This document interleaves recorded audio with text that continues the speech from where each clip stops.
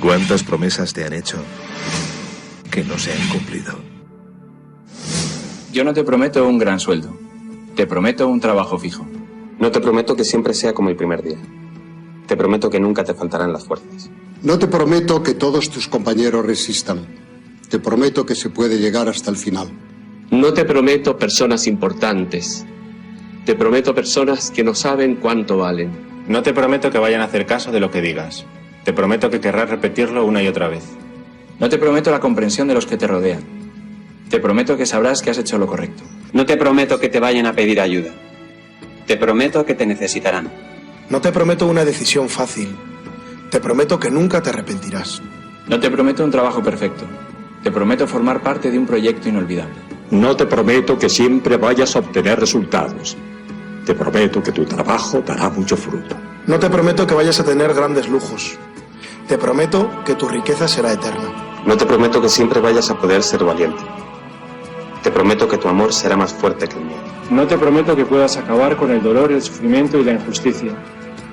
Te prometo que estés donde estés, llevarás esperanza. No te prometo el reconocimiento del mundo. Te prometo una palabra eficaz. No te prometo seguridades humanas. Te prometo la certeza de que has sido elegido. Y te prometo que alimentarás al mundo.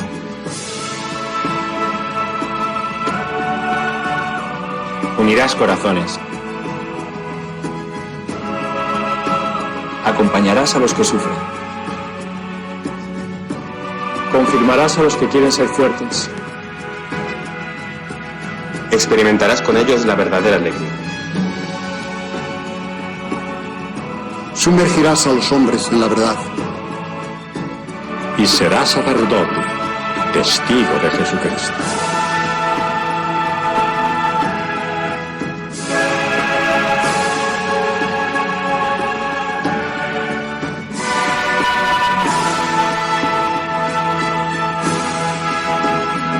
No te prometo una vida de aventuras. Te prometo una vida apasionante.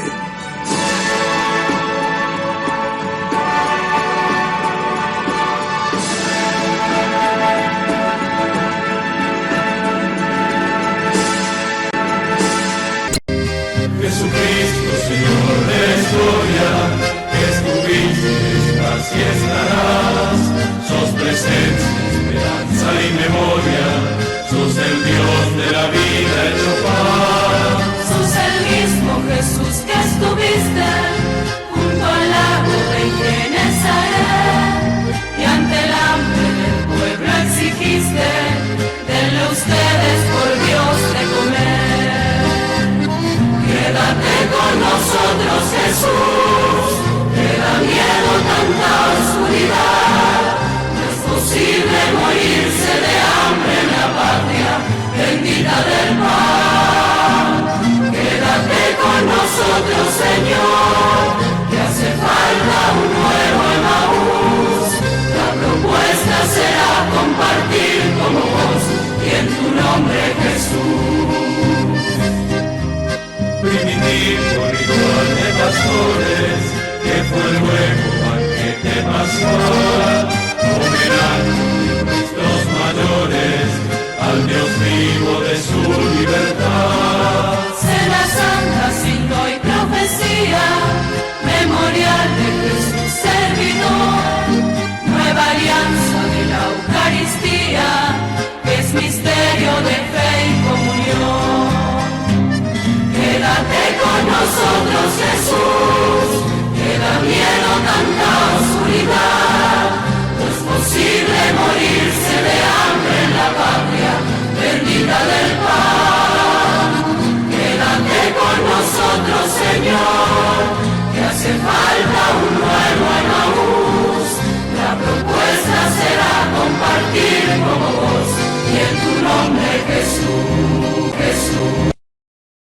Invitamos a todos los que están en sus casas, a los que están en los hospitales, a los que están en distintos lugares de internación, que no pueden salir por enfermedad, por debilidad, a los que los cuidan, a los presos, a los monjes y a las monjas de clausura, a que espiritualmente peregrinemos para alcanzar el don de esta indulgencia del año santo 2025. En el nombre del Padre, y del Hijo, y del Espíritu Santo. Amén. Pidamos perdón juntos. Señor, ten piedad. Cristo, ten piedad. Señor, ten piedad. Recemos el credo profesando nuestra fe en Dios en el ámbito de la Iglesia. Creo en Dios Padre Todopoderoso, Creador del cielo y de la tierra, y en Jesucristo, su único Hijo, nuestro Señor, que fue concebido por obra y gracia del Espíritu Santo. Nació de Santa María Virgen, padeció bajo el poder de Poncio Pilato, fue crucificado, muerto y sepultado, descendió a los infiernos, al tercer día resucitó de entre los muertos, subió a los cielos y está sentado a la derecha de Dios Padre Todopoderoso. Desde allí vendrá a juzgar a vivos y a muertos. Creo en el Espíritu Santo, la Santa Iglesia Católica, la comunión de los santos, el perdón de los pecados, la resurrección de la carne y la vida eterna. Amén. Delante de Jesús, mirando a Jesús en el sagrario, le pedimos que venga a nosotros. Señor Jesús, no puedo recibirte ahora con la hostia consagrada, pero te pido que vengas espiritualmente a mi corazón. Jesús, quiero permanecer siempre con vos. Recemos por el Papa y por las intenciones que lleva en su corazón. Padre nuestro que estás en el cielo, santificado sea tu nombre. Venga a nosotros tu reino, hágase tu voluntad en la tierra como en el cielo. Danos hoy nuestro pan de cada día. Perdona nuestras ofensas, como también nosotros perdonamos a los que nos ofenden. No nos dejes caer en la tentación y líbranos del mal. Amén. Y a la Virgen le confiamos nuestra vida, la saludamos, le pedimos que nos siga cuidando para vivir siempre en la esperanza. Y que a todos los bendiga Dios, que es Padre, Hijo y Espíritu Santo. Amén. Amén. Lo tengo en línea a Esteban, hijo de Osvaldo Bayer, que es periodista, también escritor e historiador. ¿Qué tal, Esteban? Buen día. No te conozco personalmente, pero un gusto enorme, ¿eh? Gracias, Gustavo. Sí, no nos conocemos personalmente, pero bueno, agradecido por la llamada y poder hablar un poco sobre este acto de violencia de ayer, ¿no? Sí, parece un acto de violencia. Se inscribe en el marco de la violencia institucional de este gobierno, ¿no? ¿Qué sentiste cuando te enteraste de esto? Por suerte, los compañeros en Río Gallegos me informaron inmediatamente. Y la verdad que cuando vi las primeras imágenes que me parecieron, no sé, repugnantes, sentí como que esa excavadora, me sentí como en los años de la dictadura. Pensé que lo estaban matando al viejo, le estaban pegando un tiro en la cara, como a tantos otros hicieron. Y sentí una congoja muy fuerte. Pero no solo en lo personal por los Osvaldo. Esto no fue un hecho, no es un hecho aislado. Esto es un ataque directo a la memoria, a la cultura. Es un ataque directo, sí, a la figura de Osvaldo, por supuesto, pero también a los 1.500 peones rurales fusilados en la Patagonia rebelde. Y ese monumento existía ahí, lo habían puesto el pueblo de Santa Cruz, la Patagonia, justamente para homenajear a Osvaldo, a quien le agradecían que con su obra de la Patagonia Rebelde les había devuelto, les había entregado, regalado parte de la identidad histórica de Santa Cruz y de la Patagonia. Y era un homenaje. O sea que es un ataque generalizado. No sé cómo explicarlo de otra manera. Pero la verdad que es un hecho de violencia que uno creía que estos ataques a la cultura, a la historia, pertenecían a la dictadura, pertenece a una dictadura militar, pero lo estamos viviendo en un régimen constitucional, y eso es lo más grave de todo. Están sembrando violencia, provocan, y realmente creo que la sociedad argentina está en una etapa muy peligrosa porque no sabemos de esta violencia que están sembrando en qué va a terminar. Porque si son capaces y se atreven a derribar un monumento, de qué cosas son capaces también de otras cosas, ¿no? Y porque además hay un camino hacia el autoritarismo en los dichos del presidente. ¿Te imaginas un presidente que dice hay que perseguir zurdos, que después la policía en la calle dice vengan zurdos, gritan vengan zurdos? Están dando bandera verde para todo, para cualquier cosa. Pero por supuesto, hay quienes dicen que el que ordenó la destrucción del monumento no fue el gobierno nacional. Y digo, sí, pero ¿cómo no? Si están cumpliendo con el mensaje del presidente. Total. De ir con la motosierra. Sí, ¿Qué sí. diferencia entre una motosierra y una topadora? Claro, es lo mismo. Es verdad. Se sienten libres de hacer estos actos vandálicos que además que no tiene absolutamente ningún sentido las pseudo explicaciones que están queriendo dar por parte de Vialidad Nacional y de otras autoridades, de decir que el monumento que estaba emplazado en la Ruta 3, que perjudicaba la visión de los automovilistas que pasan por ahí. Que es un disparate porque el que conoce el lugar, ahí en Güeray, que es una rotonda inmensa, a 50 metros de gendarmería, o sea que todo el mundo va bajando de velocidad porque tiene que parar indefectiblemente. Nunca hubo un accidente en ese sentido, por culpa del monumento. Entonces, querer decir que había que quitarlo. Sí, eso si fuera así, que no es así, pero si fuera así, cualquier gobierno democrático dice, señores, tenemos un problema, hay que solucionarlo, le tenemos que trasladar 2 metros más para allá, o a otro lugar, y se pone a dialogar con las partes involucradas cómo se soluciona ese problema. Pero no mandan una topadora que lo destruya. Claro, y como decías, Vialidad que está paralizada en Santa Cruz y en el resto del país, que no tapan nada, que no tienen combustible, para eso sí tienen combustible, para destruir un monumento, una obra artística. Entonces, no, es la semilla de odio, de violencia que están sembrando con consecuencias que no sabemos dónde van a terminar, ¿no? Por suerte, no sé si pudiste, porque Cecilia me dijo que habías viajado ya a Alemania. No sé cuándo viajaste, pero no sé si tuviste la marcha el lunes. Estoy acá en Buenos Aires. ¿Estás acá? Me dijo Cecilia. Sí. Cecilia me había dicho que te habías ido, ya que te ibas. Bueno, tenía. No, me iba al sur. Te entendí mal yo, entonces pensé que ya volvías. Sí. Bueno. No, pero imagínate, yo el del 24 sentir el abrazo de por miles y miles en la Plaza de Mayo. A eso iba. Claro. Que fue impresionante, ¿no? Por suerte la sociedad ha reaccionado, salió a la calle en toda la Argentina.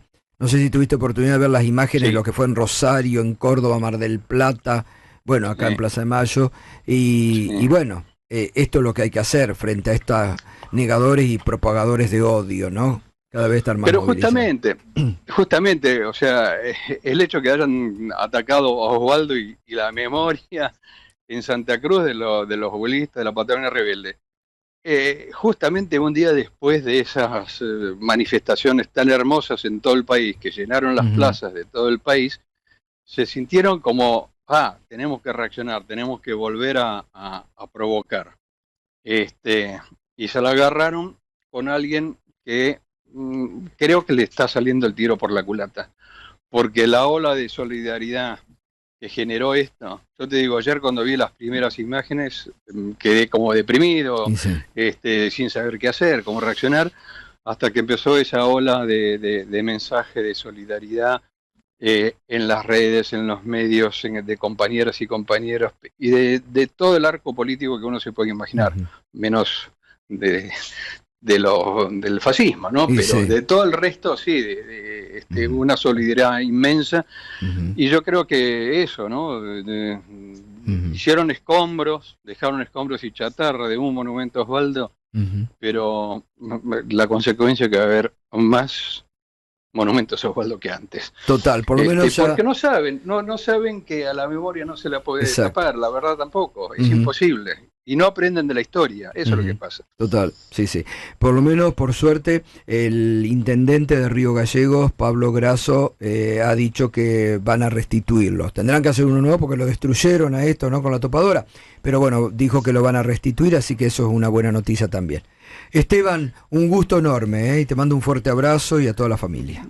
Gracias, un abrazo. Un abrazo enorme. Esteban Bayer, hijo del queridísimo Osvaldo, también como el padre periodista, escritor e historiador. A propósito de esta destrucción. ¿Se acuerdan? Yo no sé si ustedes se acuerdan, pero fue acá en la ciudad de Buenos Aires el intendente Domínguez cuando agarró la topadora y intentó pasarla por arriba de la Villa 31. Claro. Le pusieron el apodo. La topadora, le quedó después Domínguez. Topadora Domínguez. Sí, sí. Bueno, estos agarraron ayer la topadora y se llevaron puesto el monumento a Osvaldo Bayer en Río Gallegos. Otro gesto más del autoritarismo de este gobierno. Ya volvemos. Estás escuchando Mañana Silvestre con el Gato. Una cuenta que te va a sorprender. Dale. La culpa de todos los males de la Argentina es de la Unión Cívica Radical. ¿Por qué? Contémosla, mira. La tomamos. 1916, del 16 al 30 gobernaron los radicales. Del 31 al 43 gobernaron los radicales. Con la dictadura de Aramburu y Rojas, medio gabinete ministerial era radical. Después gobernó Frondizi, que era radical. Después gobernó Ilía, que era radical. Con la dictadura militar, la última del 76 al 83, hubo 200 intendentes radicales, ninguno peronista. ¿No? Después gobernó 6 años Alfonsín. Después gobernó 2 años de la Rúa. En los últimos 100 años, 70 años gobernó el radicalismo. Uno podría hacer esa chicana, pero ¿cuál es la diferencia? Uno no tiene la deshonestidad intelectual de saber o de decir que Irigoyen y Alvear no eran lo mismo. Y no eran lo mismo Alfonsín que de la Rúa. Yo no tengo esa deshonestidad intelectual. ¿Por qué ellos sí tienen esa deshonestidad intelectual de meter todos en la misma bolsa? ¿Es ignorancia o es supremacismo político? Y hay una cosa más. El peronismo gobernó de los 80 años, gobernó 30 años, 35 años. Pero el 25 años el Estado Nacional persiguió al peronismo.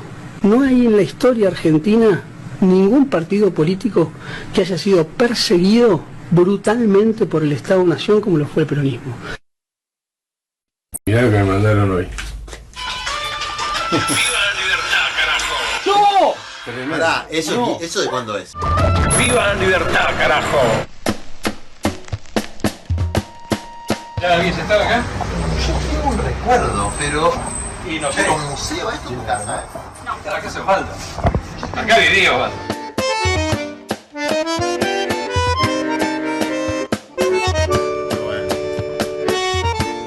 Y era un despelote, porque Osvaldo ahora está en orden. Antes todo esto estaba lleno de libros, papeles, diarios, todo. Y Osvaldo Soriano viene una vez y le dice: Osvaldo, perdóname, pero acá no podemos entrar, esto es un verdadero tugurio. Como queriéndole insultar, porque siempre se jodían entre los dos, se jodían permanentemente. Y el viejo, para cagarlo, dice: me gustó el nombre, le voy a poner el tugurio, le voy a poner un cartelito. Y le puso el cartelito en la puerta. Yo tengo un recuerdo también de una charla extraordinaria en San Martín de los Andes, una especie de debate con un historiador medio facho antimapuche. Casa Miquela. Casa Miquela. Casa Miquela. Río de los Andes, histórico debate. Estamos reunidos acá en la casa de Osvaldo, la vieja casa en Belgrano, el Tugurio, llamado el Tugurio, que siempre fue un centro de debates, de encuentros. Osvaldo recibía acá a todo el mundo que le tocaba el timbre para debatir, para discutir, para enseñar, y sobre todo a los jóvenes interesados por conocer más de la historia de nuestro país, del anarquismo, del socialismo libertario, y acá se armaban grandes debates de amigos, de compañeros que querían aprender, y Osvaldo transmitía sus enseñanzas. Es lo que queremos repetir y seguir pregonando esa enseñanza de Osvaldo. Bueno, en primer lugar le queremos agradecer mucho al gobierno, por lo menos yo le quiero agradecer al gobierno de Javier Milei por esta extraordinaria oportunidad de reafirmar la memoria de Osvaldo Bayer, pero además del proceso de creación del sindicalismo argentino, de la lucha de nuestros bisabuelos anarquistas y de qué es realmente un libertario. Y él se definía como un socialismo libertario, nada que ver, por supuesto, con esta usurpación del nombre que hace este movimiento que encabeza el presidente. El socialismo libertario, los libertarios autóctonos, originales, son los que luchaban y siguen luchando por una sociedad justa, solidaria, de una sociedad de los justos, sin poderes autoritarios, donde uno apoyaba al otro solidariamente. El modelo que pregonan ahora los supuestos libertarios que usurpan este nombre es completamente lo contrario, y lo vemos. Es una sociedad en la que ellos sembran el odio, la violencia, la separación de la sociedad, el enfrentamiento. Basta de solidaridad, basta de ayudarse los unos a los otros, basta de sindicatos, basta de unidades de familias y vecinos y barriales, basta de autogestión. Es justamente una sociedad a la que pregonan ellos una concentración más grande del poder económico, financiero, más grande el poder de la fuerza de seguridad, totalmente contrario a lo que es el socialismo libertario, y por eso que es el momento ideal para explicar cuáles son las diferencias de los dos modelos. No son libertarios, son plutócratas. Nosotros vamos a hacer una campaña nacional que convocamos a todo el mundo de stencils que van a estar disponibles en internet, en un link que va a estar acá, con este mismo retrato que ellos tiraron, que ellos destruyeron, para hacer en todos los pueblos, en todas las ciudades de nuestro país. La consigna con la que vamos a salir en todo el país es Argentina rebelde para una Argentina humana. Como parte de esta campaña vamos a proyectar en muchísimos espacios una película muy querida que hicimos junto al gran Osvaldo Bayer. Es un documental sobre la vida del anarquista Simón Radovisky, quien fue célebre por haber ajusticiado al entonces jefe de la policía Ramón Falcón, luego de una tremenda represión comandada por este hombre. El primer libro, la primera edición del Severino, todas estas son obras de Osvaldo, así que... ¿Cómo se afanaron el concepto de libertarios? O Sí, sea, absolutamente. como disputar los verdaderos libertarios versus los plutócratas bajo el nombre de libertarios. Mirá, en muchas de las entrevistas que me están haciendo, que mucha gente me pregunta justamente por eso. ¿Qué le diría yo a la juventud, a los pibes que escuchen la palabra libertario y escuchen que Osvaldo también se definía como un socialista libertario? ¿Qué le diría? Y bueno, justamente ese es la pelea que hay que dar, ¿no? De recuperar esa palabra que usurparon. Mirá lo que me mandaron hoy. ¡No! Pará, ¿eso de cuándo es? Pero ¿De qué año será? Y esto es cuando hizo el programa de encuentro. No, tremendo. Tremendo. Hasta eso la farmacia. No puede ser.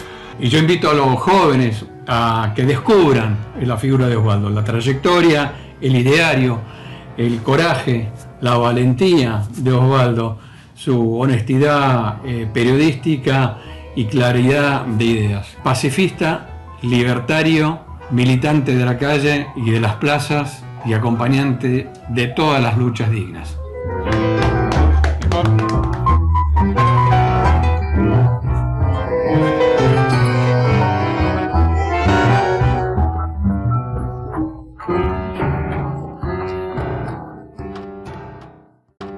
Cuando un endeudador serial pretende demostrar que son logros los proyectos de deuda, es porque ya la crisis moral ha profundizado totalmente al gobierno de los cachivaches, creyéndose de que es una hazaña conseguir deuda. Claro, para ellos es un éxito, porque si no explota por los aires, porque se viene una devaluación que no la pueden parar, porque la economía no le cierra por ningún lado, y entonces, como todo proyecto liberal, tocan el timbre del endeudamiento. Yo quiero que le presten atención a lo que dice el cachivache del ministro de Economía que tiene este gobierno, que es el mismo que dejó pegado, según el propio Milei en la campaña, al gobierno de Macri en 17.000 millones de dólares a los argentinos cuando fue el ministro del amarillo. Presten atención cómo el espíritu endeudador lo presenta como un éxito y casi para que lo aplaudan por haber conseguido que nuestros nietos y los nietos de nuestros nietos tengan que pagar a la usura. Escuchen esto. Hablando ayer con la Managing Director del fondo y comentándole estos temas, le dije, mira, como realmente pueden faltar algunas semanas hasta que puedas convocar al board, y teniendo en cuenta que los rumores lo que más intentan es esto, ¿no? Recordemos que se ha dicho que el fondo exigía devaluación, algunos hablaban de 30%, otros de 7%, que el acuerdo iba a ser de 3.000 millones de dólares, otro decía de 5.000. Entonces le dije, bueno, por lo menos por ahí estaría bueno que pueda decir el monto que nosotros hemos acordado que el staff va a someter a aprobación del board. El monto que nosotros acordamos con el staff que iban a someter a aprobación del board, que es en definitiva el que decide si se aprueba esto o no. Ese monto es de 20.000 millones de dólares. Entonces, como ven, es muy superior al monto que se viene escuchando de algunas personas en particular. Además de eso, por supuesto, estamos negociando también con el Banco Mundial, BID y CAF, un paquete adicional también de libre disponibilidad, siempre para reforzar las reservas del Banco Central. Ese es el objetivo del nuevo acuerdo. Entonces, cuando uno ve las reservas brutas hoy y le suma lo que viene, el número, digamos que las reservas brutas van a subir al entorno a los 50.000 millones de dólares. ¿Usted se dio cuenta que pretenden presentarnos un endeudamiento para que las generaciones posteriores tengan que pagar como un éxito? ¿Usted repara en las cosas que dice este cachivache que maneja la economía argentina? Cuando el país está en manos de personas como estas, o como el mismo presidente, lo único que podemos esperar es un sufrimiento presente y de generaciones futuras. Miren, es una teoría liberal muy vieja, muy conocida. Siempre hay que pedir a la usura dinero prestado y que se hagan cargo los que vienen atrás, que por lo general han sido gobiernos populares los que se han tenido que encargar de pagar el chiquero que arman los chanchos liberales. Estamos frente a una situación increíble. Nos quieren convencer que es un éxito poder endeudar a la Argentina. Eso es lo que usted termina de escuchar en el actual ministro de Economía, el mismo que Milei había denunciado en su campaña que era el responsable de dejar pegado en 17.000 millones de dólares durante la gestión de Macri a los argentinos, y que además era mal visto por el fondo porque no había cumplido con ninguna de las metas. Bueno, ese mismo lo puso como el gran salvador y según Milei es el gran ministro. Ha mentido en la campaña para que lo elijan, dijo que venía a luchar contra la casta y está rodeado de casta, dijo que venía con una topadora a destruir el Estado y destruye una parte del Estado, porque todo lo que hace a los sueldos, todo lo que hace a los viajes, todo lo que hace a la ventaja que da ser funcionario del Estado, lo están usando a full. Nunca nadie hizo tantos viajes en tan poco tiempo usando el principal empleo público, pero ninguno de ellos viajes de Estado, todos viajes personales o de intenciones de proyección internacional. Quedó pegado a una estafa de la criptomoneda y en la Argentina parece no ocurrir nada. Parece que todo es normal y parece que nada pasa. Entonces el ministro de Economía puede decir que vende una gran esperanza y lo que está vendiendo es un endeudamiento para sus hijos, para los hijos de sus hijos y posiblemente también a las otras generaciones que nosotros no veremos. En esta Argentina nos zambulló el botrio de la mayoría cuando eligió el cachivachi. Repiensen con urgencia porque se viene la del medio tiempo y no vuelvan a repetir esto que después se lamentan, se quejan, sufren, pagan las consecuencias todos los argentinos, pero hubo una mayoría voluntaria que fue a votar a Javier Milei. Por lo tanto, lo que Milei haga como consecuencia de ese respaldo electoral tiene que ser cambiado por los mismos que lo llevaron a la presidencia. Ahora tenemos las consecuencias de este ministro de Economía. Nos vende que tenemos que tener gran esperanza porque han hecho un gran éxito. Endeudaron a sus nietos. Fue tan lindo lo de la selección, ¿no? El Dibu no lo molestaron para nada. No tuvo que hacer ninguna mención a lo que le hace falta, como dice en el aviso. Molina, Tagliafico impecables, y el Cuti Romero es el Messi de la defensa. Otamendi, un fenómeno hace años. Todo el equipo, de verdad que era la perfección. En algún momento, teniendo en cuenta el rival, este es el partido más grande del mundo, el que sucedió anoche en el estadio. No tienen los europeos un partido como Argentina-Brasil en cuanto a la categoría de jugadores, de historias, etc. Así que nos quedamos muy felices viendo a ese seleccionado argentino. Pero después uno piensa en que hay otros seleccionados argentinos de una constante derrota. Por ejemplo, el seleccionado argentino de la industria. Ustedes van a escuchar a este personaje insólito, estrafalario, absurdo, hablando un día de marzo, iniciando las sesiones, sobre la industria. Y verán por qué la Argentina también ganó otro campeonato del mundo. Entre 79 países, ranqueados por la ONU, no por cualquier consultora, la Argentina tiene la más grande caída industrial del mundo este año. 79 países. La Argentina bajó en su capacidad industrial 9,4, diga el 10%. De ahí para abajo, los decaimientos que se produjeron en la industria. Claro, ahora cuando lo escucha el personaje, usted va a entender por qué. No le interesa la industria. Y si no le interesa la industria, dígame usted qué es lo que tiene totalmente apartado de su mente y sus proyectos. El laburo. ¿Quién va a dar laburo? ¿El campo? Es una risa. No hay actividades. El comercio por ahí apuntala un poquitito de vez en cuando. La realidad es que escasea el trabajo asalariado, por ejemplo, el que tiene una seguridad muy especial, el que todos quisiéramos. Trabajo asalariado registrado. Cayeron 170.000 de esos. Muchísimos tienen que ver con lo privado y muchos con lo público, pero más con lo privado. Se ha venido abajo la industria.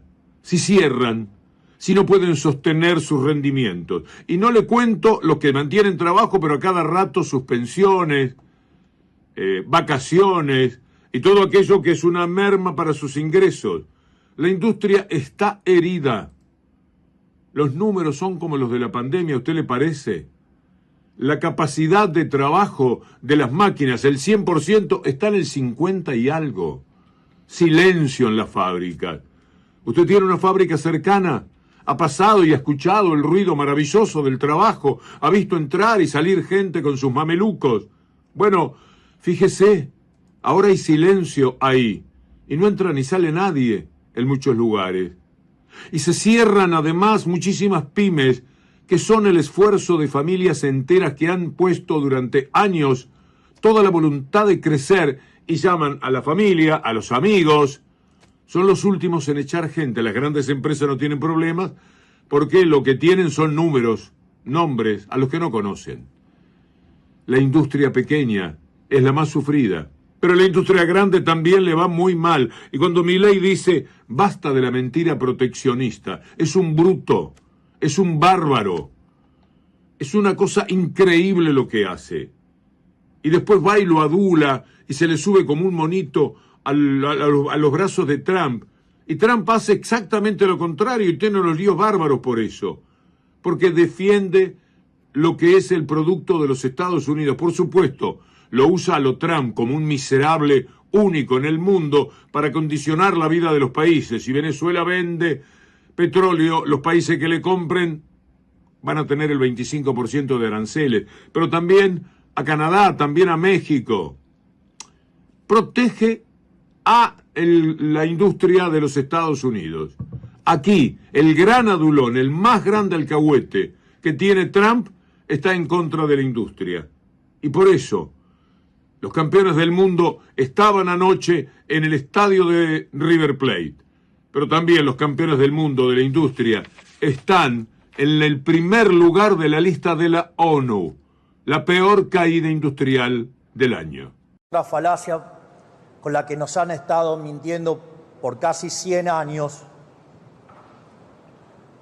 y que es el tema de la industria infante, un infante que por lo menos tiene 90 años ya, o digamos de proteger la industria X porque genera puestos de trabajo. Esa también es otra mentira. Porque si en el proceso de apertura de la economía ingresa un producto de mejor calidad, un mejor precio y quiebra una empresa, también es cierto que los consumidores ahora tienen más dinero en su bolsillo y los pueden gastar en otros sectores de la economía. Por lo tanto, digamos, se reasignará el empleo y irá a sectores donde es más productivo y donde hay mayores salarios y por ende hay mayor bienestar para todos. Por lo tanto, basta de la mentira proteccionista, porque en el fondo no es ni más ni menos que un curro entre los políticos y los empresarios prebendarios. Estrada, bienvenida nuevamente y perdón por la lata. Ahora sí, ¿cómo andan? ¿Qué es lo primero que te viene a la cabeza de todo lo que se habló recién o de lo que escuchaste que dijo el presidente o el ministro de Economía? Me voy un poco más atrás, al 1 de marzo. Acá hay un notable desanclaje de expectativas. ¿Por qué? Porque ya había reservas netas negativas y ya había superávit fiscal hace tiempo. Desde julio del 2024 que hay reservas netas negativas, si querés, crecientemente negativas, pero teníamos, y ya había superávit fiscal, de hecho ya dejó de ser una novedad. ¿Qué cambió? Eso es lo que todo el mundo se está preguntando. Lo digo desde el análisis más objetivo que puedo hacer. Después, ya saben mi postura política, está claro. ¿Qué cambió? El 1 de marzo, y yo en esa fecha creo que pocos se están concentrando, el presidente quiso disfrazar la estafa Libra con el acuerdo Fondo Monetario Internacional. No nos olvidemos que están haciendo cualquier cosa para tapar la estafa. Eso incluye haber metido en la agenda de apertura de sesiones del Congreso un tema que estaba recontraverde, que es el acuerdo con el Fondo Monetario Internacional. Eso generó una apertura de preguntas, interrogantes, incertidumbre, que nos trajo hasta acá, con el mercado preguntándose, desde el día en que el presidente lo anunció, grabó un video desde Casa Rosada, lo subió, habló de las letras intransferibles, que es, bueno, ¿cuánto es y cómo se va a pagar? Fue el gobierno el que definió esa agenda. Lo digo porque nos olvidamos que el gobierno decidió empezar a hablar del Fondo Monetario Internacional sin tenerlo listo. Yo comparto el off que te están dando, Iván. Creo que no hay acuerdo todavía. Me quedó muy claro eso cuando fue Pablo Quirno, fue Daza, fue García Hamilton, el legal y administrativo del Ministerio de Economía, y fue porque faltó el vicepresidente del Central, lo mandaron a Griffi, un director que la verdad que puso la cara, y lo mandaron al síndico del Central, y los matamos a preguntas. Werling. Berning. Vladimir Berling. Que de hecho era... Cuando fueron al Congreso, decís vos, a la bicameral de Fueron a Neu. la bicameral de trámite legislativo. legislativo.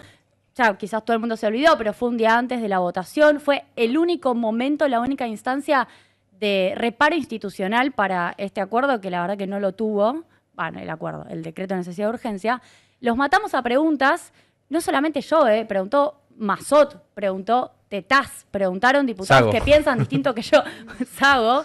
No, Sago no preguntó, Sago se llevó Sago por quería- un acuerdo. Quería ayudarse a la presidencia. Por un Esa lista. acuerdo le salió bien, se llevó la presidencia de una comisión estratégica para el gobierno y Claro. seguramente se las va a ir cobrando en la medida que pase, Gran que jugador, pase el tiempo. Gran jugador Sago, tiene que venir de invitado al fin de la metáfora. Oscar Sago. Lo que quiero decir con eso es, no pudieron contestar nada. La especulación esa noche para muchos es, lo saben pero no lo quieren decir, y la verdad es que no. Lo define todo el Fondo Monetario Internacional. Y acá, en virtud del relato de Noé, el cómo es todo.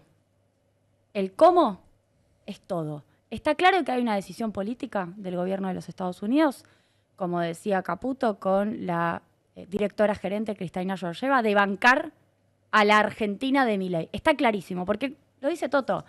Por ahí estaría bueno, le dijo a la directora gerente, contarlo. Claro, porque la llamó, le dijo, che, tengo una corrida. Sí, Hace Catalina, por ahí hace del estaría bueno. 14 que me están matando con salidas de dólares. ¿No te parece contarlo? Esa fue la charla. ¿Y qué hizo? Contaron 20.000 palos. Ahora, el cómo, que después Milei aclara que la estructuración de los desembolsos no está clara, es todo. El cómo puede hacer que esto sea, quizás para el gobierno, por un ratito, no es que le va a dar sustentabilidad, por el corto plazo, un freno a la corrida, o que se sigan desangrando si esto es por partes. Ahora, hagamos el ejercicio de... El mejor escenario es el mejor escenario. El mejor escenario, yo hoy lo veo improbable, pero puede pasar, que es que esos 20.000 millones de dólares sean netos, que sean 20.000 millones de dólares más la refinanciación, y que la mitad entre de frente el día 1. Si pasa eso, el gobierno frena la corrida, gana algún tiempo de estabilidad y entonces la conversación va a pasar a ser otra. Con lo cual, ese escenario es más fácil de predecir en caso de que ocurra. Si no ocurre ese escenario, porque acá estamos hablando de que todo el día... Perdón, pero hago una pregunta. Ella está suponiendo que parte de lo que va a entrar va a ser para frenar la corrida y no necesariamente para sanear el Banco Central. O sea, para seguir... Potato, potato, diría Phoebe en Friends. Ojalá alguien haya entendido esta referencia, porque Sí, me sí. me reparó del meme. ¿Me reparó del meme? No, tenés que remar muchísimo para Ok, salir de ese perfecto. meme. Olvídate. Son reservas alquiladas. Las reservas están ahí, forman parte del activo y van a capitalizar aumentando el activo contra un pasivo que solamente lo miran en pesos, porque acá solamente miran BMA, base monetaria amplia, contra dólar oficial te da 43 mil millones de dólares, contra contado con liquidación te da 36 mil millones de dólares. Eso es lo único que mira Caputo. ¿Cómo hago para machear la BMA, la base monetaria amplia, con eso? Y nada más. Pero lo que quiero decir es lo último que dijo Spert. Son los vencimientos de marzo del 25 a marzo del 29, que te da exacto 14.100 millones de dólares. Para mí es un bruto, los 20.000 millones son un bruto, no un neto. Luego restan 6. Estoy segura que todas las negociaciones del gobierno deben ser achicame lo que me refinanciás, después veo cómo pago la del 2029, ¿qué me importa? Dame más fresco o líquido ahora, está claro que esa es la negociación del gobierno, y para mí están haciendo una suma con eso que les queda líquido, más las promesas que deben haber juntado de la CAF, el BID y el Banco Mundial, y de alguna forma hacen 20. Ahora, si Caputo no tiene 20, one shot, Eso te iba a decir. es un problema para los mercados Claro, también. si vos dijiste hoy 20 y no aclaraste, siempre la mirada vos me decís 20 y yo pienso en la que tengo, no en la que vas a usar para hacer A, B o C. Si en lugar de 20 es 6 y es en 4 años, en realidad en los 3 años que quedan, estás peor que ahora, para mí. Pero además, Digo, si eso efectivamente es así, te habla de es un indicador de un nivel de desesperación del gobierno inédito hasta ahora, no, porque el gobierno desde el minuto cero se agarró de aquella premisa que no cumplió en su momento Sergio Massa, por ejemplo, respecto a meta de inflación, esto de si vas a decir qué no digas cuándo, si vas a decir cuándo no digas qué, que le pasó a Massa con el famoso 3% que nunca llegó en 2023, y el gobierno se aferró mucho a eso. Vos fíjate, con la inflación, más allá de toda la expectativa, nunca pusieron vamos a llegar a tal fecha, jamás, en absoluto. Que lo estén haciendo ahora habla de o demasiada seguridad que no parece, en lo no verbal también como planteaba Noé, o desesperación. Y te digo, para mí el primer síntoma de eso fue Milei con Majul, sabiendo que febrero y marzo iba a dar barriba, iba a dar un respingo, diciendo en abril va a empezar con 1. Es la primera vez que claro, anticipa una situación de esta naturaleza.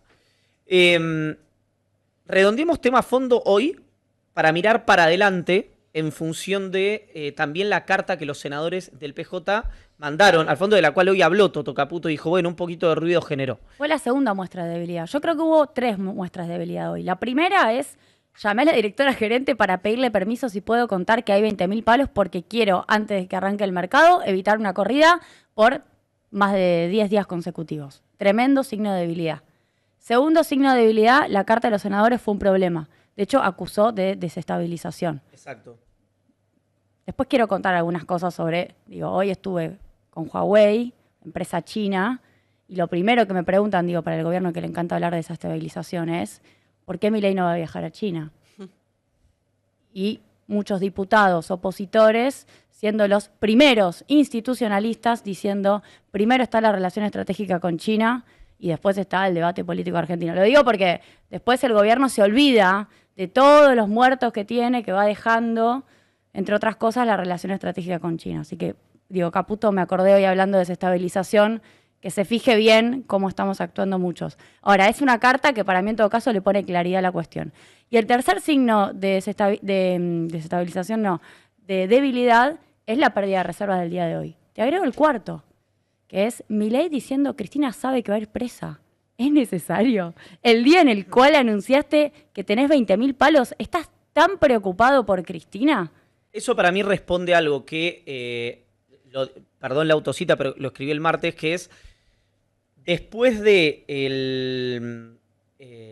la decisión de Marco Rubio de no dejar entrar a Cristina y a Debido por, creo que la figura de presuntamente corruptos o algo así, a sus familias a Estados Unidos, por lo menos el entorno más inmediato de Cristina ve, si no una intervención, digamos. Claro, una intervención, sí una celebración exagerada del gobierno argentino por este tema, y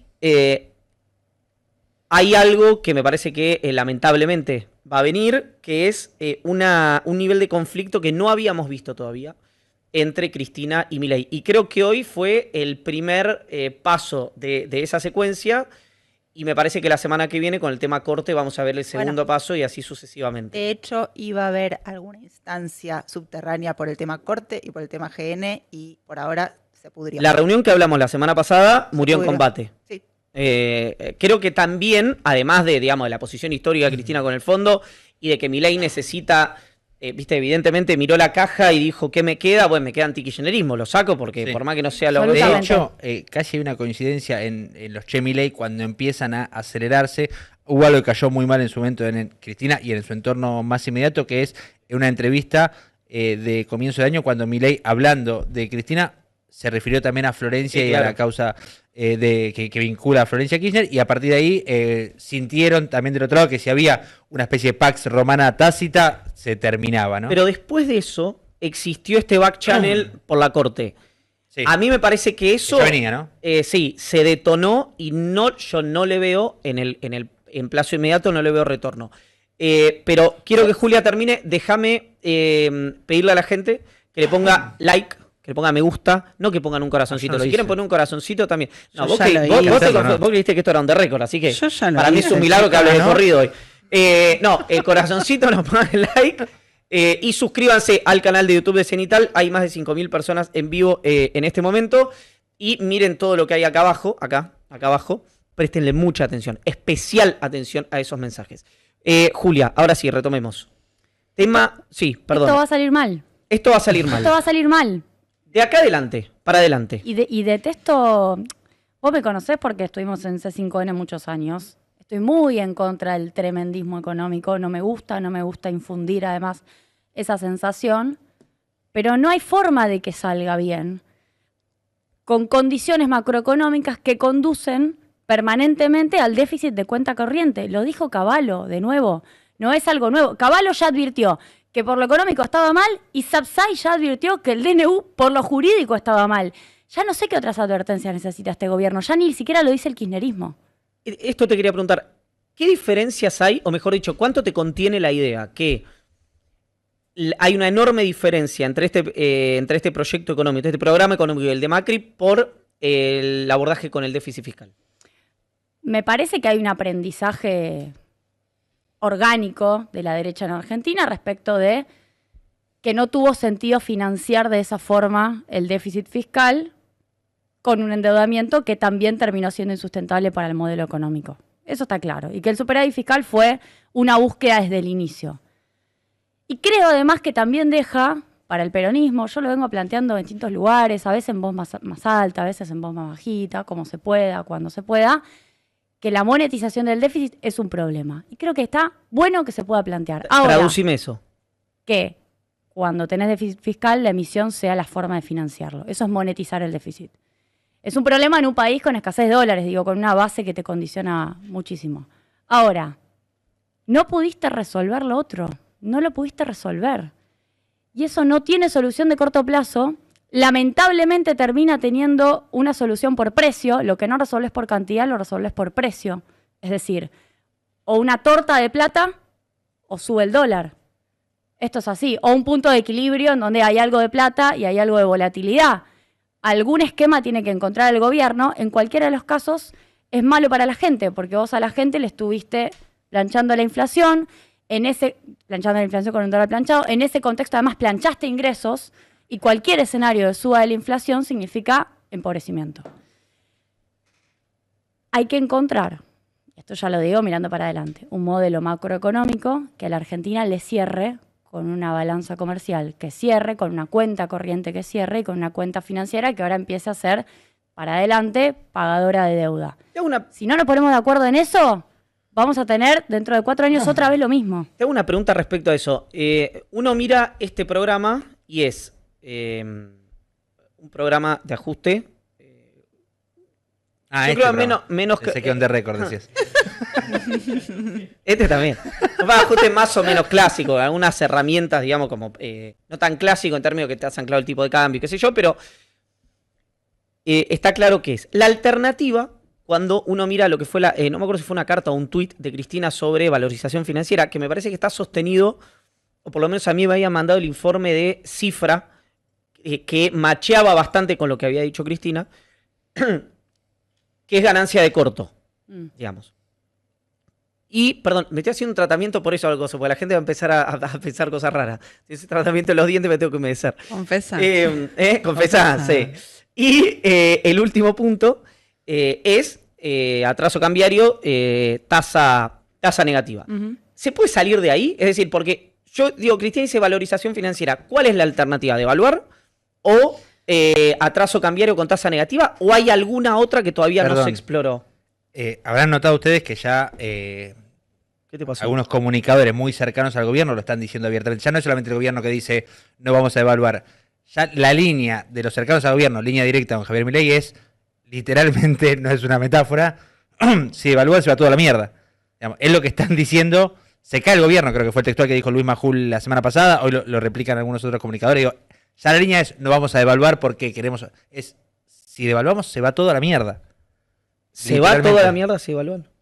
La solución, llegado hasta acá, con una serie de precios relativos complejamente pisados, fundamentalmente el dólar y el resto de los precios, es difícil de resolver.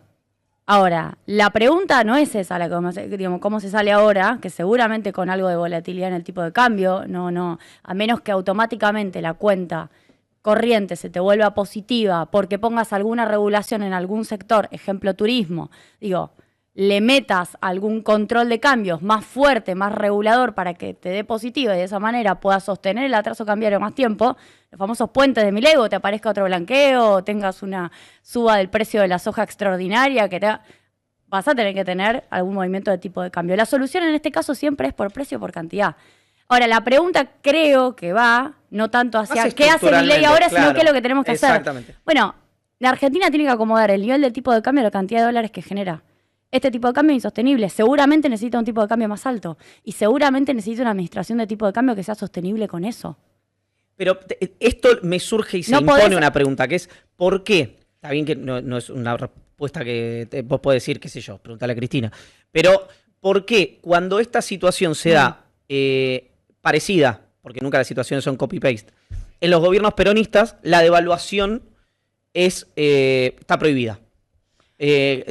No, todavía... míralo al gobierno de Cristina con Kicillof, ministro de Economía, 2014, donde tuvo que corregir. ¿Qué dijo? La hizo Aranguren. Bueno, está bien. Fue una corrección luego de atraso cambiario muy fuerte de varios funcionarios que pasaron, porque no fue uno solo, el Ministerio de Economía, que pisaron el dólar, que además eso generó una salida de divisas importante. De hecho, el año 2011 fue un año de FAE, formación de activos externos, el más elevado del periodo 2003-2015, y hubo una corrección hacia un tipo de cambio más alto en un contexto de cambio de ciclo donde teníamos menos saldo de balanza comercial.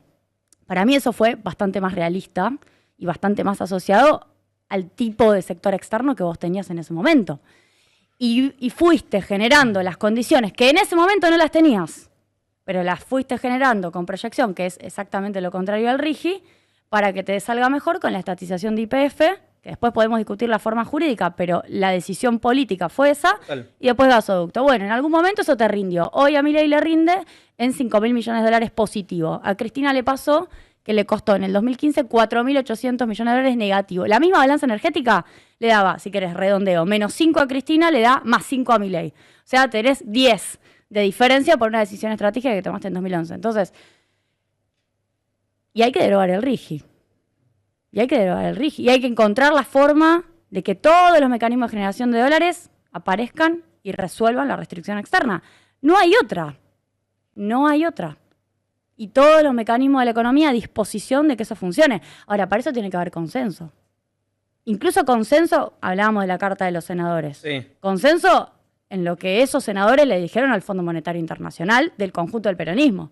Digo, conmigo está el consenso, pero es más amplio el peronismo. Es difícil ver en el horizonte cercano de la Argentina un desconocimiento de esta deuda, aunque gane el peronismo en el 27. Hoy está claro que hubo sectores del peronismo que le votaron el DNU del Fondo Monetario a Milei. Hoy está claro que eso no está. Ahora se construye. Ese consenso se construye. Y se construye con las generaciones que hoy están viendo esto, que quizás es la primera vez que ven un acuerdo con él, o capaz que la segunda. Claro, te iba a decir. Si querés la segunda. Sí. Bueno, si querés la tercera. La tercera, sí, en realidad como gran acuerdo, digamos, todavía estamos con el acuerdo Yo pienso en, del no 2018. sé, en mi hermana, que tiene menos de 30, gente que tiene 20 años. Esos son los sectores que tienen que entender qué es lo que se está negociando ahora y por qué ese desconocimiento tiene un sentido y no es sencillamente una prédica política, porque además no nos metimos en esto, pasó demasiado express en el Congreso. Es un escándalo el DNU y la forma como fue configurado de acuerdo a la propia reforma del 94 y cómo se plantea los decretos de necesidad de urgencia. La necesidad de urgencia argumentada por Daza y por Kirchner es que hay un déficit de balanza de pagos en los últimos 20 años. Esa fue la necesidad de urgencia. Es una joda. O sea, eso es un libro de economía. ¿Cómo está diciendo que...? A Daza también lo invitó un amigo. Kirchner me llamó la atención. Yo lo tengo muy bien considerado a Kirchner, incluso en su fase, en la dimensión humana. Y me llamó la atención que se plegó al lenguaje soez, lenguaje simbólico, con ¿no? el gesto. Sí, con el gesto de que no le importaba nada la opinión de los kirchneristas, ahí en la misma comisión. Y creo que esas cosas... Él fue funcionario, fue Banco Central con Macri. De hecho, yo recuerdo... Perdón, ya sé que nos extendimos mucho, tenemos que despedirla a Julia, pero que fue el único que entendió que el tema dólar futuro, si vos dabas una explicación sobre el tema, te evitabas una complicación judicial, porque había comprado y no pudo vender, pues estaba cerrado el mercado de cambios. Cuando yo publiqué la investigación, me respondió, me dijo, che, no, mira, fue así. Y cuando se inicia la investigación, que la inicia Jorge Di Lelo, en su momento, que en paz descanse, lo excluye por esa declaración. Siempre me parecía un tipo abierto, me llamó la atención eso. Otro signo de debilidad. Kirchner no tuvo un comportamiento, y en esto la verdad que se lo dije personalmente, fue el único que de economía puso la cara. Claro. Porque Caputo nunca fue al Congreso, lo quiero decir, pasaron cosas, no solamente el FMI, el DNU846 también es importante, sigue vigente y quizás lo usan en junio. Fue el único que fue al Congreso y puso la cara. Arrancó en modo argumentativo y termina en las últimas intervenciones haciendo algo que es digno del Gordodán y muy poco republicano, institucionalista. Va a haber una noticia, calculo que hoy, si no sale, yo la cuento igual. ¿Vinculada al Gordodán? Sí. Mañana, entiendo. Y bueno, yo la digo antes de que nos vayamos, la digo. Bueno. Y porque sabes que me chupa la gracias, Julia Estrada, por la visita. Por favor. Visita. Tweet de la ex vicepresidenta Cristina Fernández de Kirchner. Sí, efectivamente, es un tuit muy largo, con lo cual se está terminando el programa, por ende vamos a leer algunos fragmentos, pero dice: ay, Milei, qué jornada la de ayer, sentí que fue el primer día de tu desgobierno. Por la mañana, antes de que abran los mercados, el Toto Caputo anunció un nuevo préstamo del Fondo Monetario por 20.000 millones de dólares. Unas horas después, en vivo y en directo, la vocera de ese mismo organismo enfrió el anuncio. No solo no confirmó la cifra comunicada, sino que además dijo que los desembolsos van a ser en tramos. Como siempre, el Toto muy cachivache. Y vos, que sos el presidente, después de mi posteo sobre el anuncio de Caputo, saliste por radio muy pero muy sacado, anunciando los gritos que voy a ir presa y que acá la cuestión es que faltan pesos, no que faltan dólares. Milei, el problema no soy yo, el problema es de fondo y con el fondo. ¿Cómo es que faltan pesos? Si lo que estás pidiendo al fondo son dólares, perdón. ¿Qué le estás pidiendo al fondo? ¿Pesos o dólares? Dale, hermano, deja de decir estupideces. Fuerte. Sí, muy fuerte. Este acuerdo que van a firmar con el Fondo Monetario no va a funcionar como no funcionó ninguno. Con el fondo no hay plan de desarrollo ni dólares que te alcancen. Solo ajuste, endeudamiento y negocios para unos pocos. Y vos lo sabés muy bien. Con el fondo no hay horizonte de nada. Y como no pueden defenderlo, hacen lo único que saben hacer: gritar presa, presa, presa. La bala no les salió y por eso insisten con el grito con el que quieren tapar el saqueo a la nación y la miseria para el pueblo argentino. Y además lo hacen en perfecta coordinación con la Cámara de Casación macrista, que dictó un fallo sin pruebas y sin derecho, y con el ex senador y actual secretario de Estado estadounidense, Marco Rubio, que impone a mí y a mis hijos la insólita y ridícula prohibición de ingreso a los Estados Unidos. Sigue el tuit, como les decía, es bastante largo, pero me voy a la postdata 2, que dice: y sabes una cosa, Maradona, García Márquez y hasta Mandela también tuvieron prohibición de ingresar a los Estados Unidos, y a Carlitos Chaplin directamente lo echaron. No sabés lo bien que se siente estar del lado correcto de la vida y de la historia. La tercera postdata es de Adorni, tu candidato de Cava, balbuceante en su conferencia de prensa, sin saber qué decir sobre el préstamo del fondo, y de Spert, tu candidato en la provincia de Buenos Aires, haciendo sumas y restas desopilantes sobre el mismo tema en La Nación Más. Voy a guardar un respetuoso silencio.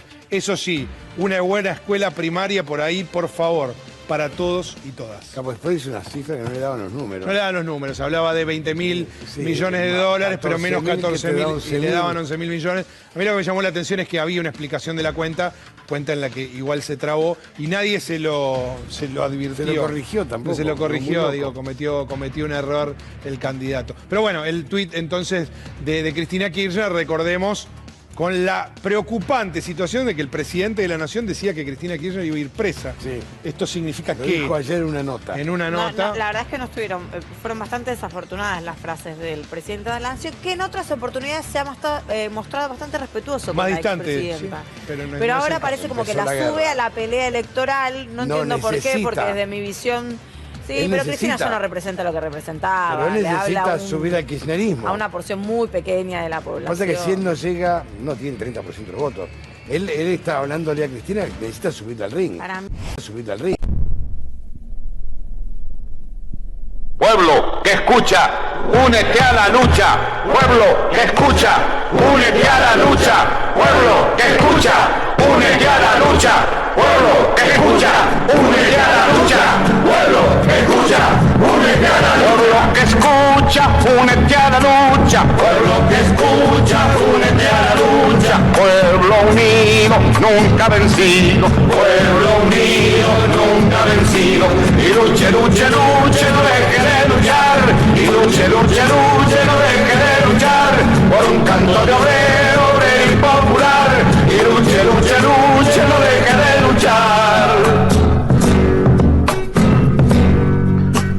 Pobre el pobre que no luche, siempre callado nomás. Le han de robar su guitarra, nunca más ha de cantar. Y luche, luche, luche, no deje de luchar. Y luche, luche, luche, no deje de luchar. Por un canto de obrero, obrero y popular. Y luche, luche, luche, no deje de luchar. Pueblo que escucha, únete. ¿Qué cosas tiene mi pueblo que no las puedo callar? Cualquiera viene y le ofende y el calladito nomás. Pero guarda al que trampea, pero guarda al que le miente, porque mi pueblo no es tonto, porque mi pueblo es valiente, porque mi pueblo algún día cuando la sangre reviente habrá de salir cantando con un fusil en la frente. Y entonces no habrá más niños durmiendo bajo los puentes, ni obreros, ni campesinos, siempre apretando los dientes, porque mi pueblo es de machos y nadie me lo desmiente. Y luche, luche, luche, no deje de luchar, y luche, luche, luche, no deje